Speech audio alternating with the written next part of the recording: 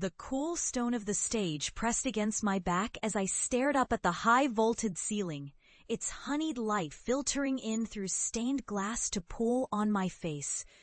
My chest heaved. I managed to blink away the heat behind my eyelids, but the trembling wouldn't subside.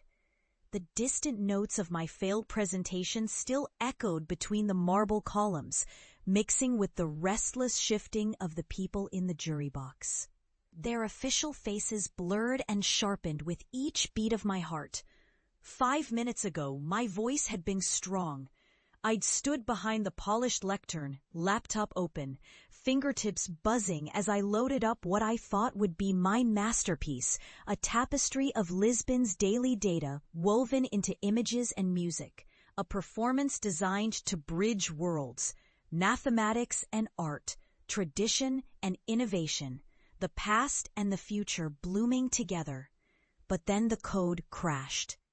I watched safety wheels spiral on screen, waiting for data to load, and in the silent vacuum, the auditorium grew alive and noisy with smirks and stifled laughter.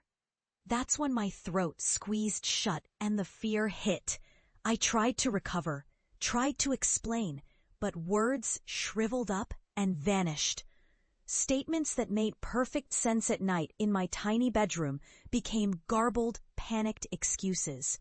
The jury's faces went blank. Even Professor Mireles, who'd once told me, "You have an eye for making the invisible visible," just pursed his lips. Halfway through my flustered stammering, someone in the front row actually snorted. My cousin Mariana, of course. The rest of my family, packed together in a tight row, looked either mortified or bored. In the end, the only applause came from an official who clapped once, more out of formal obligation than anything else. My mother wouldn't meet my eyes as I stepped down. My father's hand landed awkwardly on my shoulder, and I flinched. Outside, the city's voices rose and tumbled around me. Trams rattled down the cobbles, and the warm late spring air was heavy with smells from the pastelarias and sweat from the long climb up to the conservatory.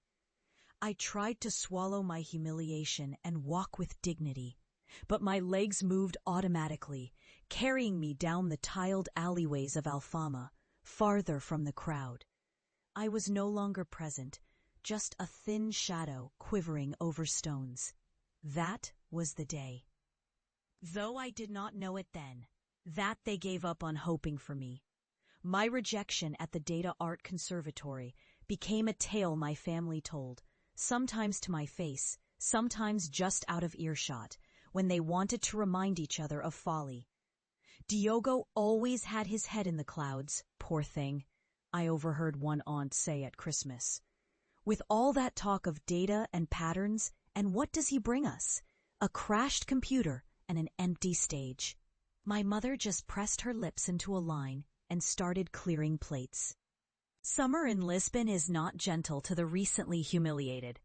The city blooms with tourists and parties, the air thick with music and the promise of celebration.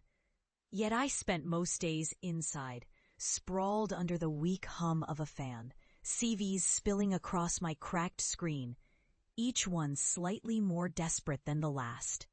I applied for everything, analyst, IT support, even retail, but when I admitted my interest in art, interviewers either looked confused or told me to focus on something more practical. My father tapped my arm with the newspaper one morning, chin buried in his espresso. "Look, Diogo, the old steel company down by the docks is hiring. Good pay, honest work. You could start on Monday." I shook my head once quietly. I need to try something else, Pi. He shrugged in that way fathers do when hiding disappointment. At a certain point, son, a dream is just a story you tell yourself so you don't have to go to work. It was the sort of logic that repeated everywhere, not just from him, but from my uncles, my friends, even my own sister, who worked for a bank and wore tailored suits and sent me links for internships at insurance companies.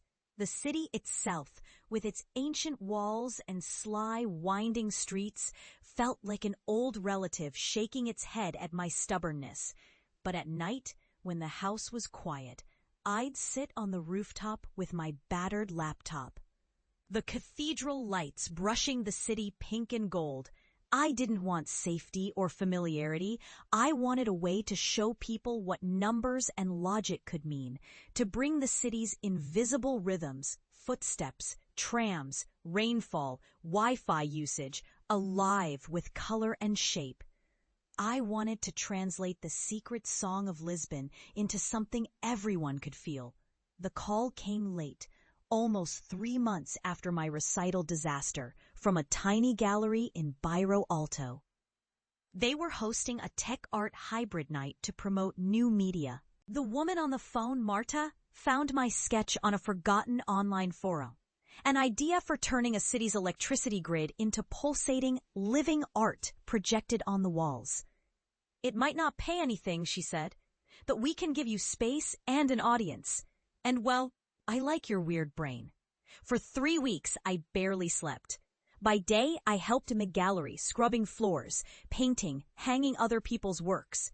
By night, I coded, tested, failed, tested again. This time, I didn't have to please a jury. I just wanted to see if I could get the city to sing.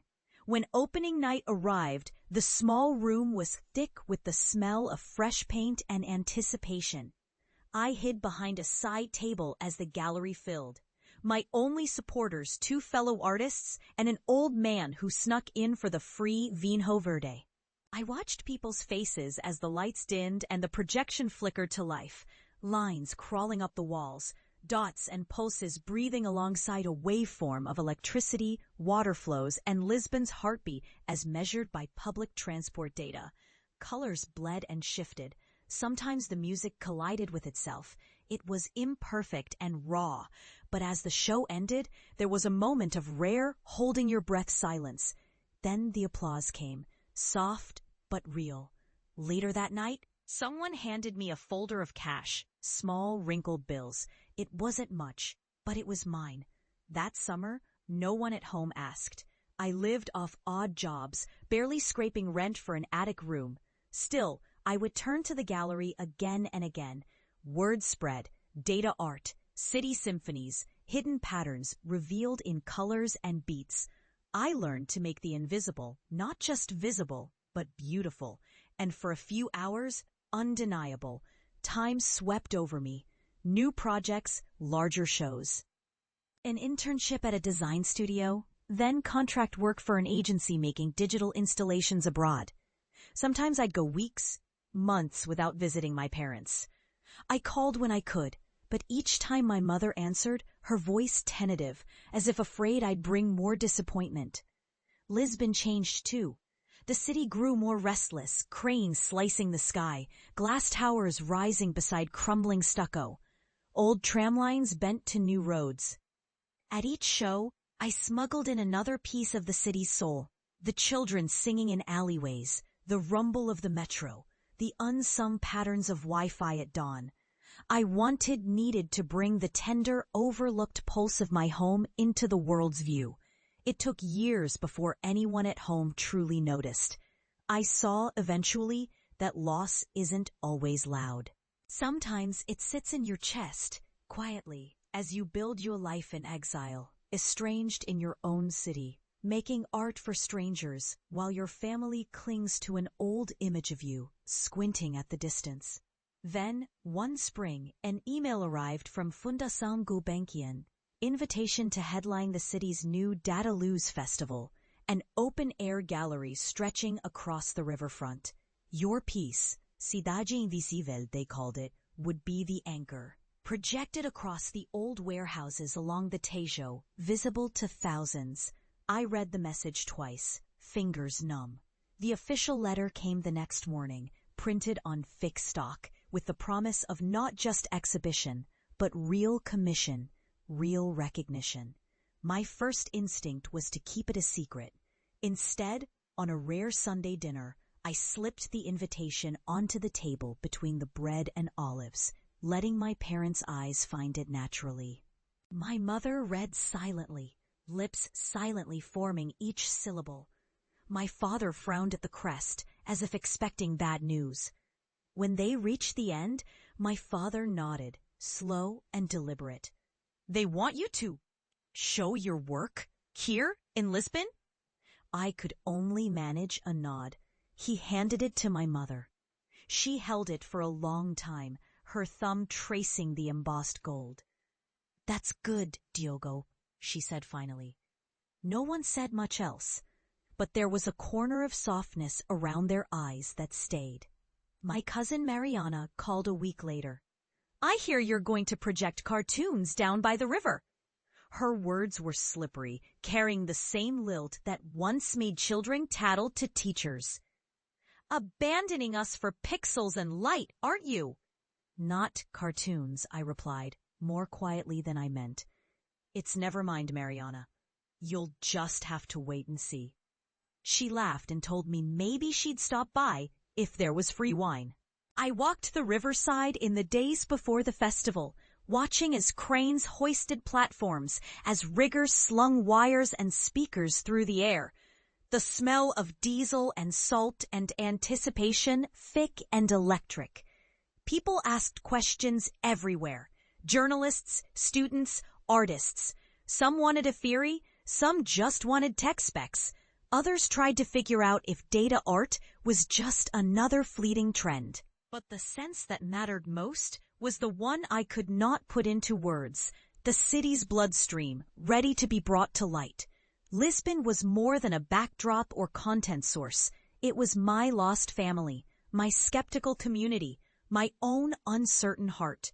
The night of the exhibition, I wore a white shirt and my old boots, a half-practical, half-superstitious choice.